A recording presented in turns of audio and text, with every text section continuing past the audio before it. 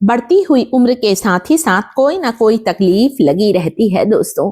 कभी हमें गर्दन में दर्द रहता है, कभी हमें सर्वाइकल पेन की समस्या हो जाती है, या फिर कभी कभी हमें कंधों में दर्द रहता है, घुटने अकड़ जाते हैं, हड्डियों से कट-कट की आवाज आती है। कुछ ऐसे घरेलू नुस्खे लेकर आई हूं जिनका सेवन करना चालू करना है। वो क्या है, अभी हम आगे वीडियो में देखने वाले हैं। यदि आप दिन में एक बार इन चीजों का सेवन करेंगे तो आपके शरीर में घटता हुआ कैल्शियम का स्तर तेजी से सुधरने लगेगा। सबसे पहले मैंने लिया है जीरा। हो सके तो सुबह उठकर आधा चम्मच जीरा को 1 गिलास पानी में उबालकर छान कर लें। जीरे में भरपूर मात्रा में कैल्शियम होता है और कैल्शियम की कमी के कारण भी कई बार हमें जोड़ों में दर्द, ज्वाइंट पेन की समस्या होने लगती है, खासकर ठंड के मौसम में। तो सुबह उठकर आपको जीरे का पानी रोज पीना है। 1 गिलास पानी पीजिए। आप आधे घंटे के बाद चाय कॉफी पी सकते हैं दोस्तों। वैसे भी जीरे का पानी हमारे डाइजेशन को इंप्रूव करता है, पेट से जुड़ी हुई समस्याओं को दूर करता है जीरे का पानी। अगली चीज है दोस्तों, कभी आप चाहें तो जीरे का पानी लें, कभी आप जीरा और मेथी के बीज दोनों को आपस में मिलाकर रात भर भिगा कर रखें। सुबह उठकर मेथी और जीरे का पानी आपको गर्म करना है और हल्का गरम गरम पीना है। वैसे भी जिन्हें भी गठियाबात की शिकायत है, जिन्हें भी अर्थराइटिस की समस्या है, उन्हें ठंडी चीजों से परहेज करना चाहिए। जो भी चीजें खाएं हल्की गरम लें, जो भी पिए वो हल्का गरम पिए। ठंडी चीजों से उन्हें बचकर रहना चाहिए। खट्टी चीजें भी नहीं खाना चाहिए दोस्तों। तो थोड़ा अगर हम खाने पीने का ख्याल रखते हैं तो ये छोटी मोटी समस्याओं को हम आसानी से दूर कर सकते हैं।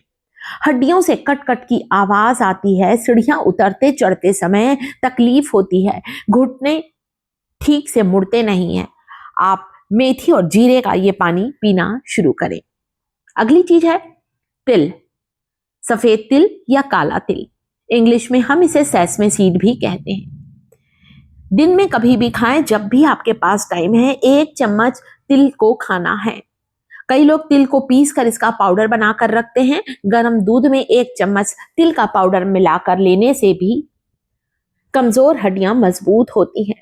शरीर के किसी हिस्से की नस दब गई है, नसों में कमजोरी आ गई है, या फिर आपको कमर में दर्द रहता है, आप देखेंगे 1 चम्मच तिल का सेवन आपके शरीर में 100 मिलीग्राम कैल्शियम के स्तर को तेजी से बढ़ाएगा। और जब कैल्शियम का स्तर सुधरने लगता है तो हमें हड्डियों की तकलीफ से बहुत आराम मिलने लगता है। आप सफेद तिल की जगह काला तिल भी ले सकते हैं। आप चाहें तो तिल के साथ गुड़ का सेवन भी कर सकते हैं। इसीलिए तो पहले हमारे पुराने समय के बुजुर्ग जो हुआ करते थे दोस्तों, तिल और गुड़ के लड्डू पूरे ठंड के मौसम जरूर खाते थे। तिल जो होता है calcium, magnesium, zinc, copper, phosphorus से भरपूर होता है। ढेर सारे विटामिन और ढेर सारे मिनरल होते हैं।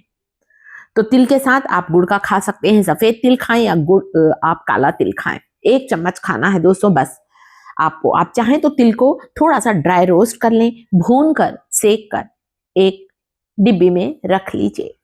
बहुत से लोग तिल को भिगाकर खाते हैं जबकि गर्मी का मौसम होता है, ताकि तिल की गर्म तासीर थोड़ी कम हो जाए। परंतु अभी तो ठंड का मौसम है, आप ऐसे भी ले सकते हैं। अगली चीज है दोस्तों जिसका सेवन आपको करना है, दिन में कभी भी आप करें, मखाना। मखाना इतना पौष्टिक होता है दोस्तों, इसे लोटस सीड या फूल मखाना भी कहा जाता है।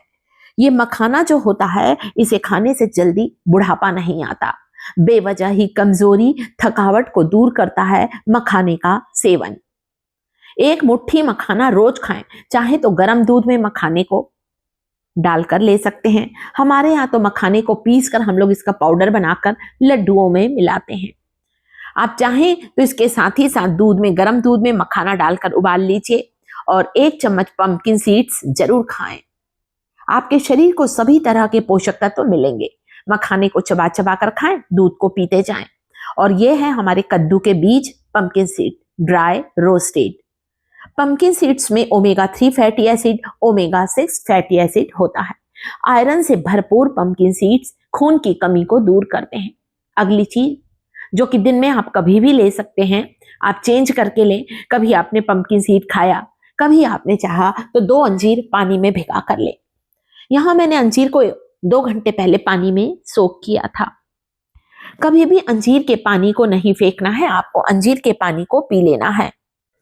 अंजीर जो होता है ये भी हमारे शरीर में खून की कमी को दूर करता है, हमें एनीमिक होने से बचाता है, हमारे हीमोग्लोबिन लेवल को बढ़ाता है, आंखों की रोशनी को तेज करता है, हमारे डाइजेशन को इम्प्रूव करता है। अंजीर का सेवन, खासकर पानी में भिगा हुआ अंजीर जरूर खाइए, 1 या 2 अंजीर जरूर खाएं। खुद खाएं, बच्चों को दें, घर के बड़े व्यक्ति को भी इसे आप जरूर दें, इतना पोषक तत्व होता है दोस्तों। नसों में दर्द, कमजोरी की समस्या या दबी हुई नस की समस्या बिल्कुल ही दूर होगी। पोषक तत्वों से भरपूर, अलग से आपको कोई भी कैल्शियम की दवाई लेने की, कैल्शियम के सप्लीमेंट लेने की जरूरत नहीं पड़ेगी। तो कभी आपने जैसे अंजीर लिया, अगले दिन आप चाहें तो कम से कम 2 से 3 पानी में भीगे बादाम जरूर खाइए। बादाम हमारे दिल, दिमाग, हमारे सेहत के लिए बहुत ज्यादा गुणकारी होता है। बादाम छिलका उतार कर खाइएगा, पानी में भिगाकर खाने से बादाम की गर्म तासीर कम हो जाती है।